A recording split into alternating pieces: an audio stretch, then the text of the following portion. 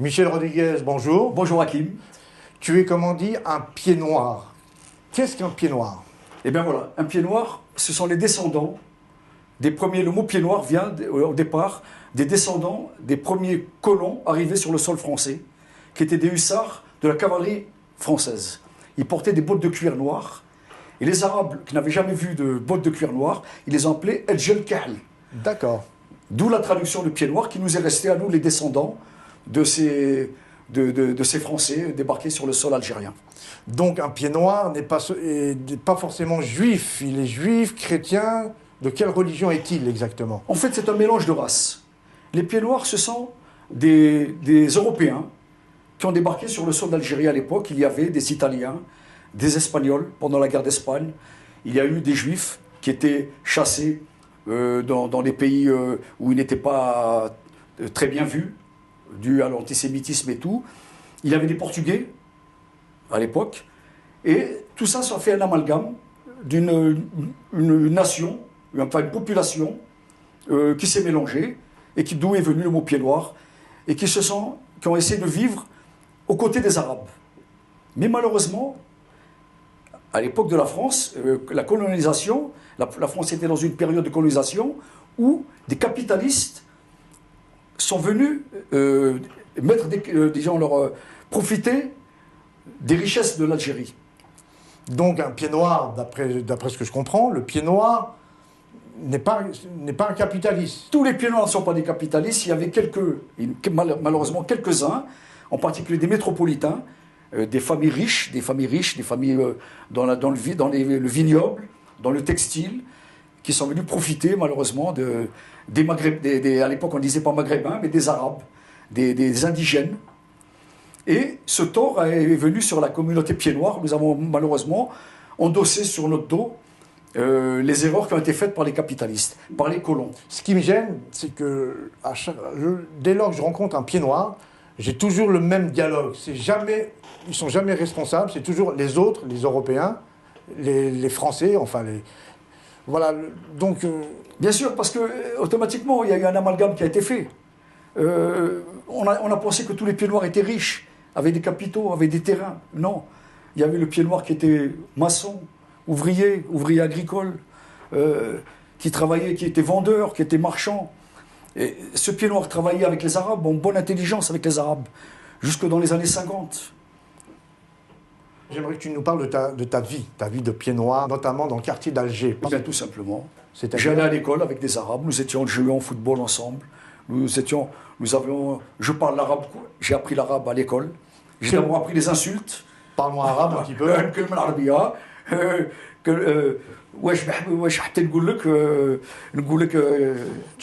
Tu parles l'arabe même mieux que moi, je peux dire. Ça prouve que c'était mon pays, l'Algérie pour moi était mon pays. Quel était ton quotidien à Alger? Alors mon quotidien à Alger... Ton quartier d'Alger. Mon quartier d'Alger, j'ai habité USND au départ. Oui, j'ai habité USND, et USND, les loyers étaient trop chers. Rapport justement métropolitain qui venait de France, en Algérie, et qui prenait les beaux appartements, les belles maisons, et les loyers commençaient à augmenter. C'est un peu comme partout, comme maintenant. Quand arrivent les gens riches, les loyers augmentent. Alors donc on a quitté donc USND, et nous sommes partis vers Bab el Oued. Bab el Oued à l'époque était vraiment le quartier typique pied noir. C'est-à-dire? Mais du petit pied noir, du petit ouvrier pied noir. C'est-à-dire qu'il y avait la classe moyenne, la classe moyenne et la classe ouvrière pied noir, et qui n'était pas très loin de la Casbah. Donc on se côtoyait, les Arabes, les Français se côtoyaient. Quand on allait au marché, les petits marchands arabes nous vendaient les fruits et légumes. On achetait chez eux. On préférait même acheter chez les Arabes parce qu'on savait que c'était frais ce qu'ils vendaient. Et ils vendaient pas cher. Et on pouvait marchander. Avec un Arabe, tu sais très bien, il y a toujours moyen de marchander. C'était vraiment la vie idéale. On a vécu jusqu'en 53, 54, parfait intelligent, sans haine, sans violence. Les Arabes, ils avaient accès à tout. Par exemple, ils pouvaient rentrer dans les cafés tenus par les pieds noirs, restaurants tenus par les pieds noirs. Michel Rodriguez, dis-moi la vérité. Malheureusement, il y avait une ségrégation qui a commencé.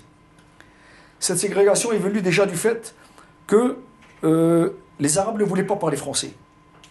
des Arabes de l'époque. Ça te semble logique ou pas? Ça me semblait anormal. Parce qu'on Pourquoi? pensait que l'Algérie était française. Pour nous, l'Algérie était française. Quand on parlait avec un arabe, il nous répondait, on lui parlait en français, il nous répondait en arabe. Donc il comprenait le français. Et il nous répondait en arabe. Ça te dérangeait? Moi non, j'étais jeune. Sincèrement. Sincèrement, on lui disait, كلمة français, c'est la كلمة العربية. Pourquoi tu me parles en arabe, je te parle en français? Je dis, femme, tu as compris ce que je t'ai dit? Pourquoi tu me réponds en arabe? Et des fois, l'arabe te disait, mais je suis chez moi, je parle ma langue. Ça te dérangeait, ça te posait problème? Ça posait des problèmes. Non, mais à toi, personnellement. Moi, personnellement, j'avais pas de haine, mais je commençais à écouter les autres, qui disaient, putain, ils se croient chez eux, les Arabes. J'ai entendu ce mot. Ce mot, je l'ai entendu. Tu as entendu ce mot ou tu as entendu pire? J'ai entendu, mais je dis, T'as peut-être pas prononcé, moi. peut-être entendu pire que ça. Ah, j'ai entendu pire que ça, mais j'ai déjà entendu ce mot. Mais quoi, les Arabes, ils se croient chez eux ici ou quoi? En Algérie. Alors, donc, on a été élevé dans la mentalité où l'Algérie était française. En plus, on te rabâchait, il n'y avait pas la télé à l'époque, nous n'avons pas de télévision, mais à la radio, de Dunkerque à Tamanrasset, une parole de De Gaulle d'ailleurs, 50 millions de Français, de Dunkerque à Tamanrasset. C'est une phrase de De Gaulle. Donc on nous a farci la tête avec ces idées-là, que l'Algérie était française, que c'est nous. On nous a même dit que nous sommes arrivés en Algérie, qu'on a soigné les Arabes, il y avait des épidémies, et ça c'est vrai. Ça c'est vrai que quand on est arrivé, en Algérie, il y avait des épidémies de variole. Et il y a eu des vaccins qui ont été distribués par la Croix-Rouge française qui existait déjà à l'époque. Si je on t'écoute... pensait qu'on était des sauveurs. D'accord, donc... des sauveurs tu pensais que vous étiez des sauveurs, vous êtes venus sauver les Algériens. Les éduquer, leur apprendre l'alphabet, leur apprendre à l'école, même leur donner des chaussures. Les Arabes marchaient pieds nus. Je me rappelle des Arabes qui jouaient au foot pieds nus. On disait, ben, tu vois, maintenant ils mettent des chaussures. Ils voient les Français, ils mettent des chaussures. Regarde, les Arabes, ils mettent des petites sandales. Avant, ils n'en mettaient pas. Ils mettent ce qu'on appelait dans le temps des patogas. On appelait ça des patogas. D'où vient le mot pathos?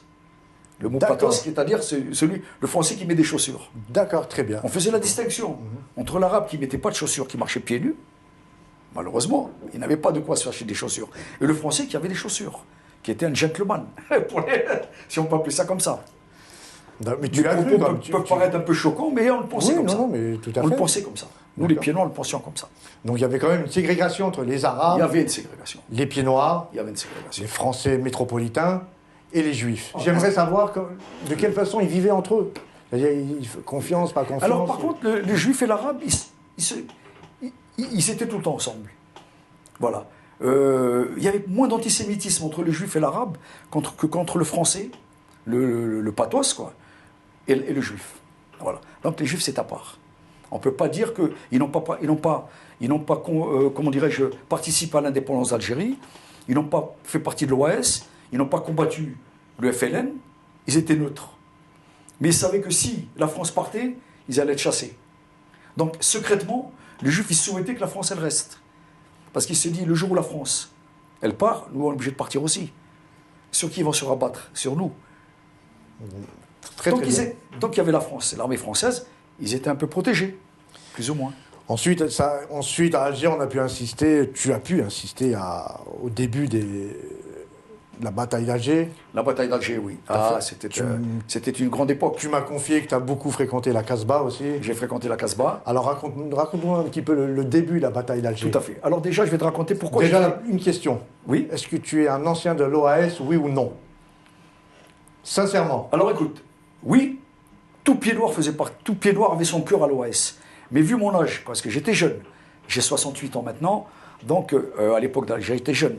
Donc on ne donnait pas de confiance à des gamins, à des jeunes de 17-18 ans. Pas confiance. Donc on ne leur confiait pas des armes, on ne leur confiait pas une bombe à poser. Tu as posé des bombes ou pas? Non. Je mentirais si je disais ça, non. J'ai jamais tenu une arme dans ma main.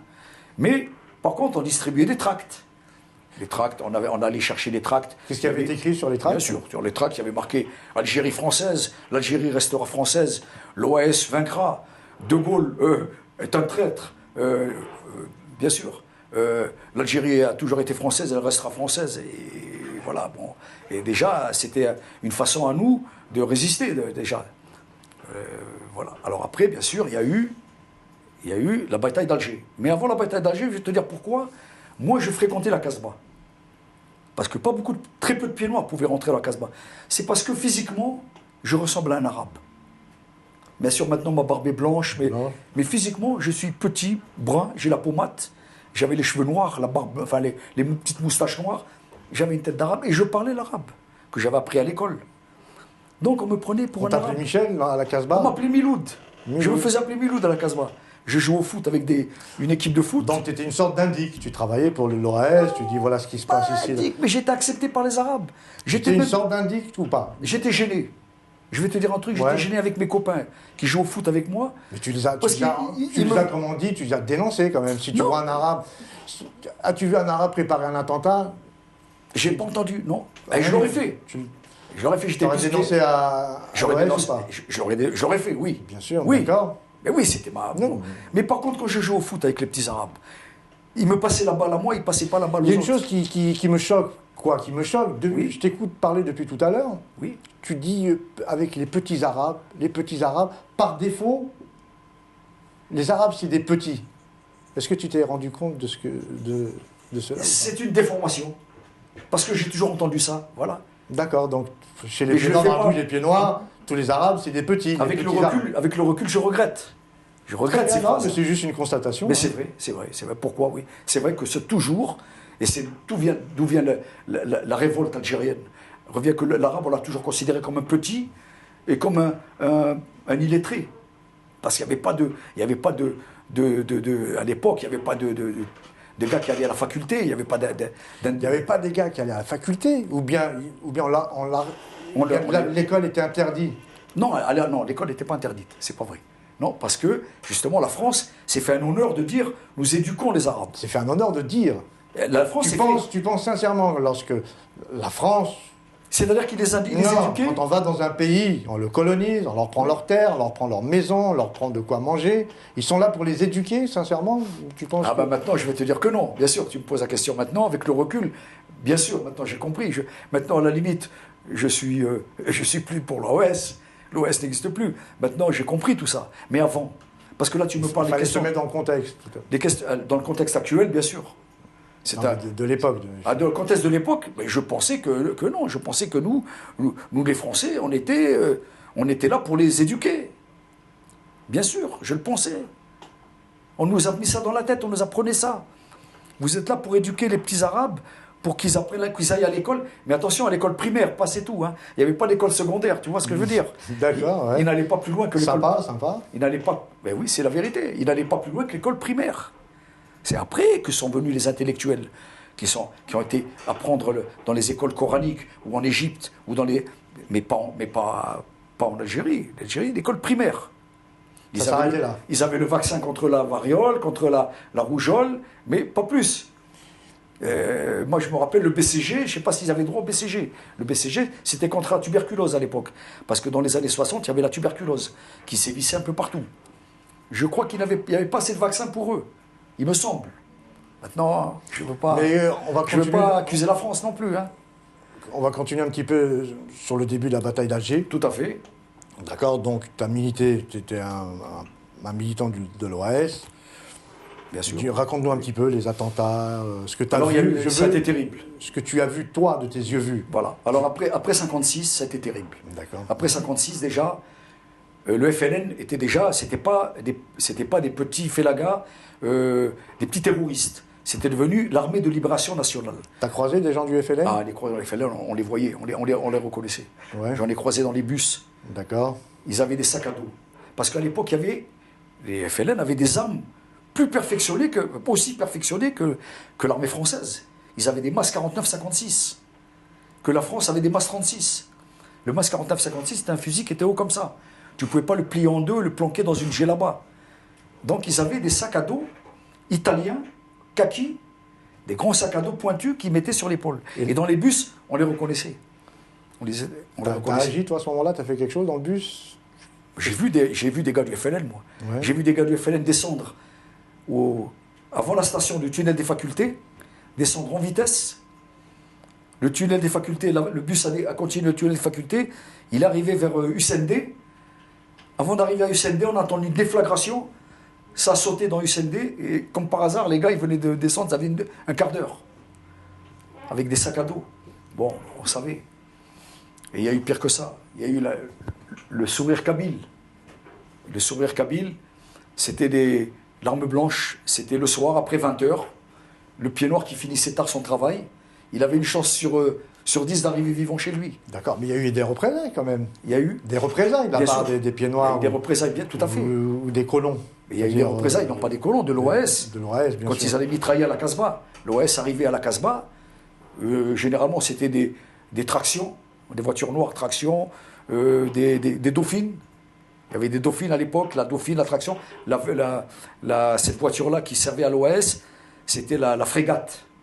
C'est une grosse voiture frégate qu'on appelait à l'époque, avec la matte, et ils mitraillaient les cafés arabes, où ils jouaient au domino. Après 20h, les Arabes venaient boire le café, le thé à la menthe, ils venaient jouer au domino sur les terrasses de café, ou assis par terre sur les trottoirs. Ils jouaient au domino, et ça mitraillait. Ça fait qu'ils disaient, la devise de l'OS pendant un moment a été 1 pour 10. Pour un pied noir tué, essayez de tuer 10 Arabes. Ils n'y arrivaient pas, hein, tout le temps. Tu es allé aux réunions de l'OAS? Ça se passait dans les cafés. J'allais pas aux réunions, lequel café, par exemple? Je servais la kémia dans les cafés, moi. Je travaillais un peu pour me faire un peu d'argent. Je servais la kémia, c'est-à-dire les petites olives, on faisait les petites pommes de lait, les olives, les petits piments, on servait ça dans les... Bon, à l'époque, ça se faisait comme ça. Quand tu buvais un anisette, on te servait une petite assiette de kémia. Donc je préparais les petites assiettes de kémia, donc j'entendais. Par exemple, un jour, je vais te raconter une anecdote. J'étais en train de débarrasser les tables et il y avait une boîte en carton sur une table. Je vais pour enlever la boîte et un me fait « Ah, malheureux, ne touche pas ça !» Il se retourne vers moi et dit « Il est fou ton neveu, tu as vu ce qu'il allait faire ?» Ah, ne touche pas. Il y avait quoi dans le carton? Ben, il y avait certainement une bombe. Hein. Certainement. Très certainement. Très certainement. Je ne l'ai pas ouvert, le carton. Mais moi, je voulais le débarrasser, l'enlever parce que je nettoyais les tables. Ah, qu'est-ce que tu as fait? Attention, touche à rien.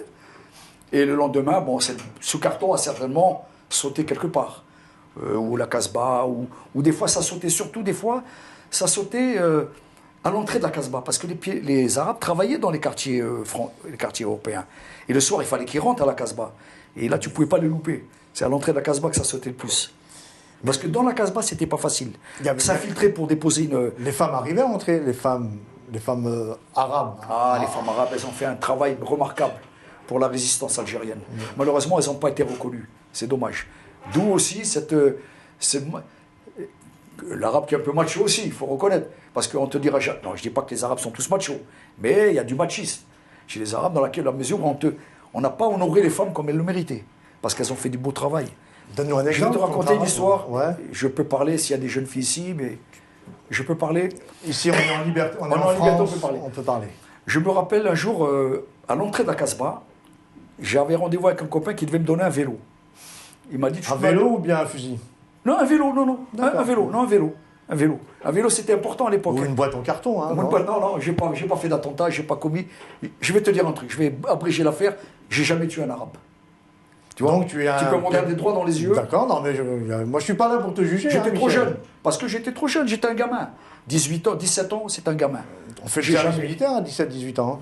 Non, c'est pas comme l'Afghanistan où maintenant les gamins de 15 ans ils font la guerre. Non, à l'époque, non. Tu sais qu'est-ce que c'était l'OAS? Des anciens parachutistes, des anciens militaires qui étaient, qui avaient fini l'armée, ou des déserteurs. Il y avait aussi des déserteurs. Il y avait ou des pieds noirs qui avaient été déçus par la politique française, qui étaient devenus dans l'OAS. Mais c'était des hommes de 30 ans déjà, des hommes de 30, 40 ans, 50 ans. C'était des hommes, ne prenez pas les gamins. Il y avait de l'expérience. Les gamins, ils servaient peut-être pour distribuer des tracts, pour faire le guet, regarder s'il y avait possibilité, mais c'est tout.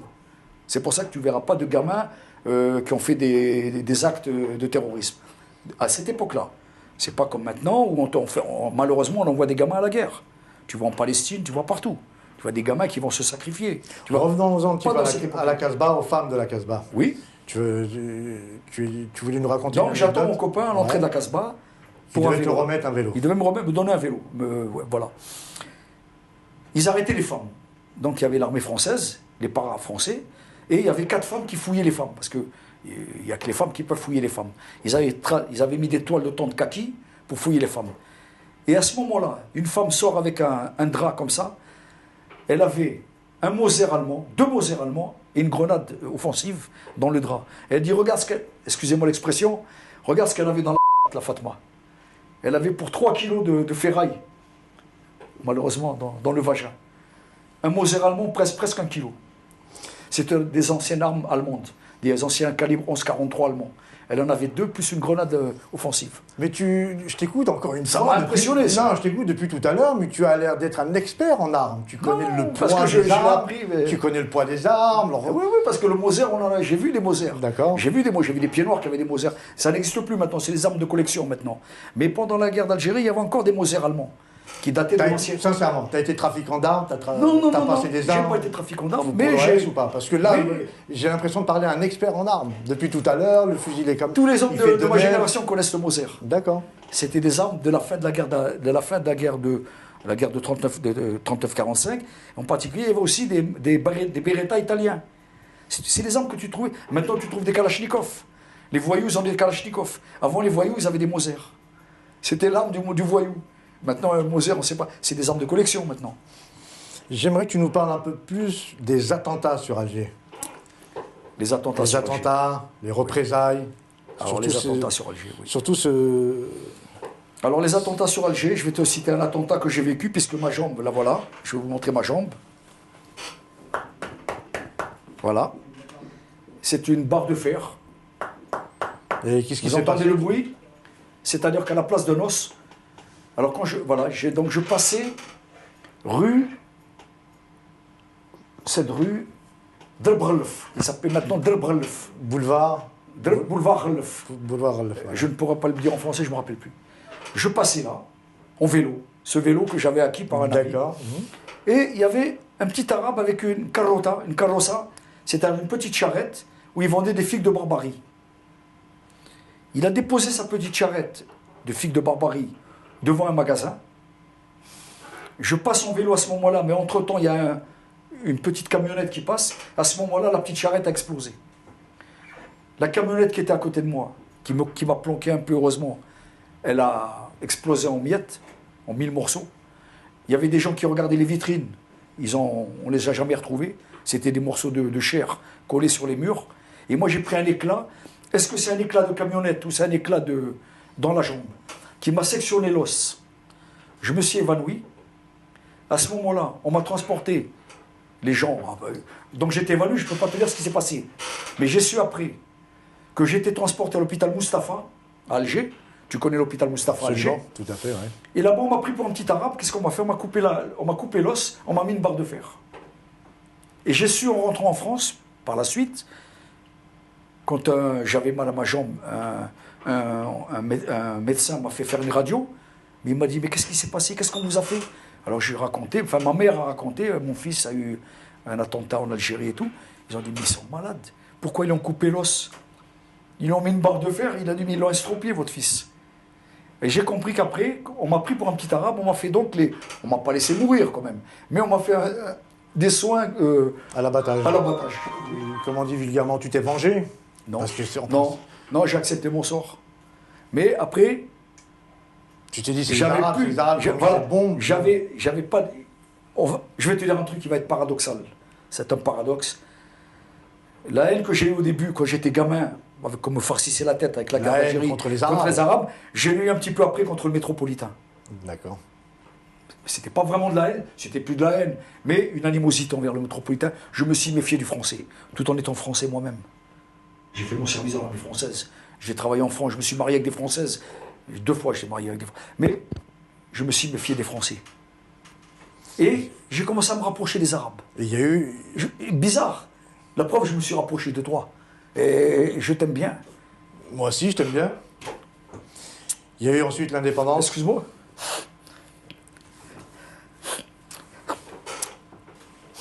J'ai eu quelques larmes. C'est sentimental. Ouais, j'ai pas honte de pleurer. Non. C'est pas honteux. Tu es retourné en Algérie depuis? Non. Je pourrais pas. Ouais. Tu veux faire un petit break?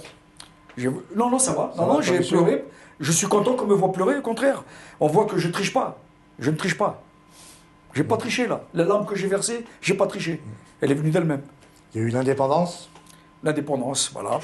T'étais pour ou contre? J'étais contre. Encore là-bas, j'étais contre l'indépendance. Jusqu'en 62, on était contre. On était pieds noirs. Jusqu'en 62.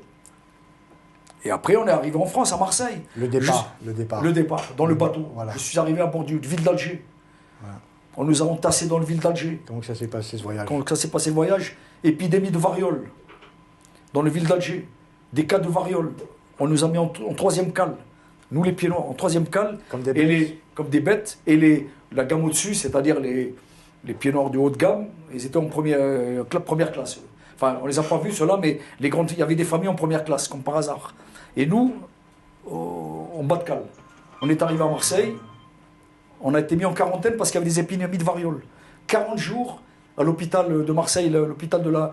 c'était pas l'hôpital de la Timone, c'était une annexe de l'hôpital de la Timone. 40 jours en quarantaine. Un dur voyage? Un dur... bah oui, parce qu'après... Quand tu as vu Alger s'éloigner? Quand j'ai vu Alger s'éloigner, mon oncle m'a dit une phrase qui m'est restée gravée dans ma tête. Il m'a dit, tu vois petit, à l'Algérie, dans quelques années, je serai plus là, je serai mort. Ça sera le plus grand pays un des plus grands pays d'Afrique, un des plus puissants. Ils ont le gaz, ils ont le pétrole, ils ont vaincu l'armée française et ils nous ont chassés, nous. Ils seront les maîtres un jour, ces gens-là. Il a eu raison ou pas? Ben, je l'ai cru. Et là, je m'aperçois que 50 ans plus tard, je ne veux pas dire qu'il a eu tort, mais je ne veux pas dire qu'il a eu raison non plus. C'est pas ce qu'il a pensé. Il a pensé que l'Algérie allait devenir, c'est vrai, le gaz, le pétrole, avoir vaincu l'armée française, qui était la troisième puissance mondiale. La France, à l'époque, était la troisième puissance mondiale. Après les États-Unis, l'URSS et l'Angleterre. C'était la quatrième puissance mondiale. Mais j'aimerais que tu me parles de ce voyage. Départ d'Alger, arrivé à Marseille. Arrivé à Marseille, j'ai vu Notre-Dame de la Garde. Et on m'a dit, ben voilà, c'est ça la France. Et bon, alors le bateau accoste vers la France. On met la passerelle. Je descends. Et le premier Français que je vois, un Arabe. Et j'ai dit, putain, il y a des Arabes en France. Pourquoi ça te semblait Non, invraisemblable? il était là, il attendait les bagages. C'était un bagagiste qui était sur les quais, qui ramassait avec un petit diable, et qui... Donc le premier Français que tu vois en France, c'est un Arabe. Un Arabe. Qu'est-ce que tu as ressenti? Sur le quai de Marseille. Qu'est-ce que tu as ressenti à ce moment-là? Ah ben un peu de... Je me suis dit, merde, même là, il y a des Arabes, ça va, s'ils ont accepté les Arabes, on va les accepter, nous. Mais le malheur, c'est qu'on n'a pas été accepté tout de suite. Explique-nous. Le malheur des pieds noirs, tu sais que les pieds noirs, je peux t'avouer un truc maintenant, le pied noir a été moins bien reçu que l'émigré actuellement. Parce que les pieds noirs, on nous disait qu'on venait manger le pain des Français.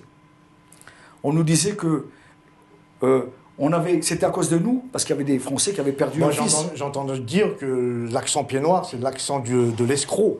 Oui, l'accent de l'escroc, c'est vrai. On nous prenait pour des truands, des voleurs. On venait manger le pain des Français, on venait prendre des logements. Il y avait des Français qui n'avaient pas de logement. Et ils ont construit Sarcelles pour les pieds noirs. Et des Français qui attendaient... C'est vrai, il faut reconnaître une chose.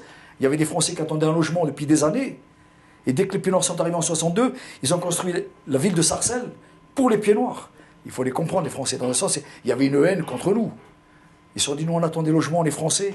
Et c'est vrai, dans un sens, avec le recul, je les comprends un peu, les Français. Et nous, on a mis 1 an pour avoir des logements, alors que ça faisait des années qu'ils attendaient. Bon, il y a eu ça. Et après, il y a eu de l'animosité envers les pieds noirs. Tu as eu honte à un moment donné d'être pied noir ou pas? Ah oui, à un moment donné, j'ai eu honte. Ouais, parce que d'un côté, quand j'ai commencé à travailler, j'ai travaillé avec un type qui m'a dit, moi j'ai mon fils qui est mort en Algérie pour vous défendre vous.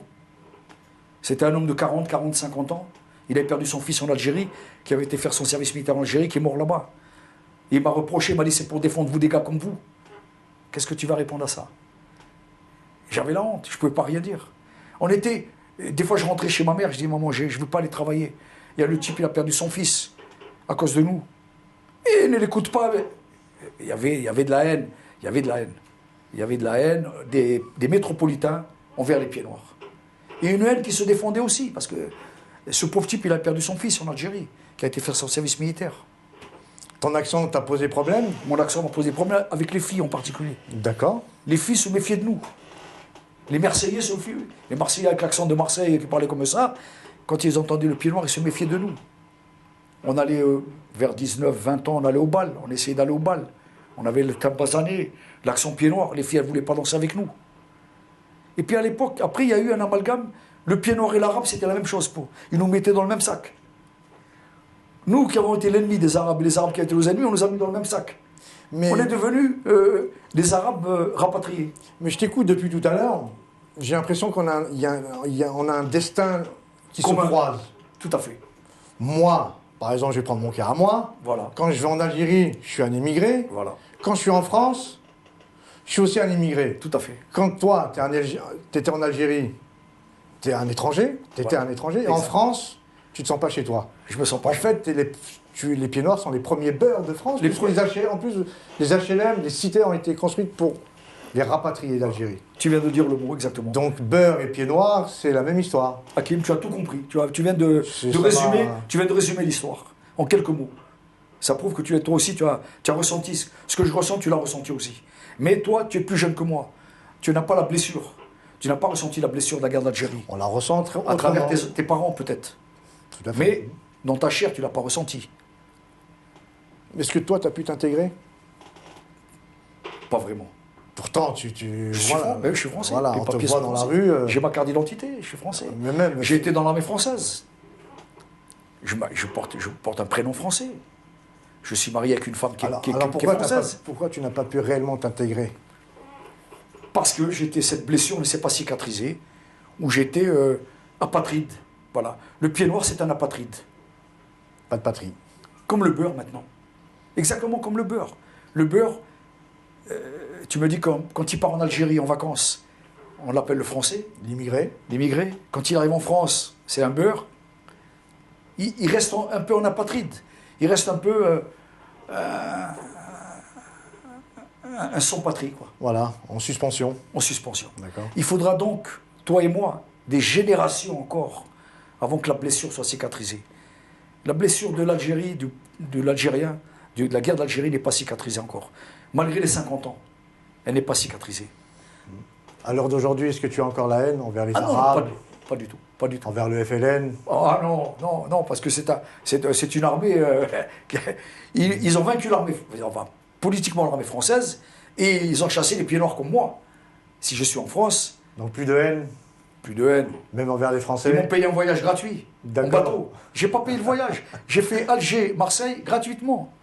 Essaye de le faire maintenant. Est-ce que tu as fait Alger? Il faut de l'humour maintenant, il faut prendre ça avec humour. Est-ce que tu as fait Paris-Alger? Tu es retourné en Algérie depuis? Non. Tu aimerais y retourner? Si je suis sûr d'être reçu comme un frère, oui. Comme un frère, oui. Mais comment je serai reçu là? Je ne sais pas.